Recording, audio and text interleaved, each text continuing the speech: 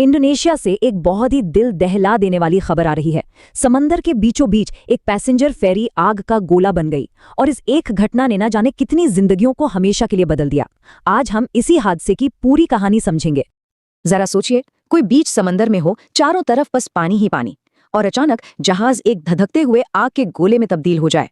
ये कोई फिल्म का सीन नहीं, बल्कि वो भयानक हकीकत थी जिसका सामना उस जहाज पर मौजूद लोगों ने किया।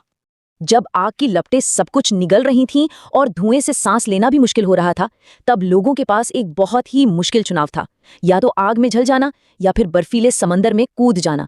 बचने का शायद यही एक रास्ता दिख रहा था, अपनी जान बचाने के लिए उस गहरे पानी में छलांग लगा देना। तो सवाल यह है कि ये हादसा आखिर कितना बड़ा था।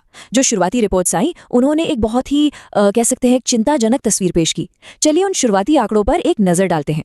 आधिकारिक तौर पर 5 लोगों के मारे जाने की पुष्टि की गई। ये अपने आप में एक दुखद संख्या है, लेकिन असली चिंता का विषय कुछ और ही था। और वो चिंता थी ये आंकड़ा, 100 से भी ज्यादा लोग अभी भी लापता हैं। ये नंबर ही बताता है कि ये त्रासदी कितनी भयानक है और वक्त कितनी तेजी से हाथ से निकलता जा रहा है। लेकिन ये सब हुआ कैसे? कौन सा था ये जहाज, और ऐसा क्या हुआ कि ये अपनी मंजिल तक पहुंच ही नहीं पाया? चलिए केएम बार्सिलोना के उस आखिरी और अधूरे सफर को समझने की कोशिश करते हैं। केएम बार्सिलोना वी ये सिर्फ एक जहाज नहीं था, ये उस इलाके के लोगों के लिए एक लाइफलाइन जैसा था।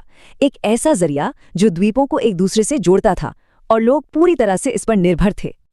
देखिए, सब कुछ बिल्कुल नॉर्मल चल रहा था। जहाज अपने तय रास्ते पर था और फिर दोपहर के करीब 1:30 बजे अचानक सब कुछ बदल गया। जहाज पर आग लग गई, और ये आग कोई मामूली आग नहीं थी। ये इतनी तेजी से फैली कि किसी को कुछ सोचने समझने का मौका तक नहीं मिला। जैसे ही इस तबाही की खबर मिली, फौरन एक बड़े पैमाने पर रेस्क्यू ऑपरेशन शुरू किया गया। कई सारी एजेंसियां एक साथ मिलकर जिंदगियों को बचाने की इस जंग में कूद पड़ी। और ये बचाव अभियान वाकई एक मिला-जुला प्रयास था। एक तरफ इंडोनेशियाई नेवी और कोस्ट गार्ड थे, तो दूसरी तरफ national search and rescue agency पूरे ऑपरेशन को कोऑर्डिनेट कर रही थी। और सबसे बड़ी बात, लोकल मछुआरे जो उस समंदर को सबसे बेहतर जानते हैं, वो भी अपनी छोटी छोटी नावों के साथ मदद के लिए आगे आए। अब देखिए, इतने बड़े ऑपरेशन को चलाने के लिए एक सेंटर की जरूरत होती है।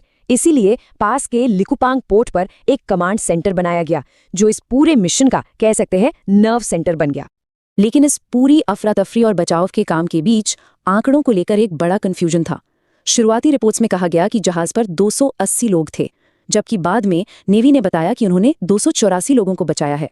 अब ऐसे बड़े हादसों में ये आम बात है। शुरुआती जानकारी अक्सर बदलती रहती है, क्योंकि जमीन पर हालात बहुत तेजी से बदलते हैं। तो इन उलझे हुए आंकड़ों और इतने सारे लापता लोगों के साथ अब सबसे बड़ा सवाल यही है कि आगे क्या? चलिए देखते हैं कि खोज और जांच को लेकर अभी क्या चल रहा है। देखिए, इस वक्त सबसे पहली और सबसे बड़ी प्राथमिकता उन 100 से ज्यादा लापता लोगों को ढूंढना है। आग लगी कैसे, ये वजह अभी तक एक पहेली बनी हुई है, और इसकी आधिकारिक जांच तभी शुरू होगी जब रेस्क्यू ऑपरेशन पूरा हो जाएगा। इस मुश्किल घड़ी में अधिकारी बस यही अपील कर रहे हैं कि प्रभावित परिवार हिम्मत बनाए रखें। और आखिर में हम 2 बहुत बड़े और अनसुलझे सवालों के साथ रह जाते हैं। पहला, केएम बार्सिलोना में वो आग आखिर लगी कैसे, और दूसरा, उन 100 से ज्यादा लापता लोगों का क्या होगा? ये एक ऐसी त्रासदी है जिसके जवाब शायद वक्त के साथ मिल भी जाएं, लेकिन इसके जख्म शायद ही कभी भर पाएंगे।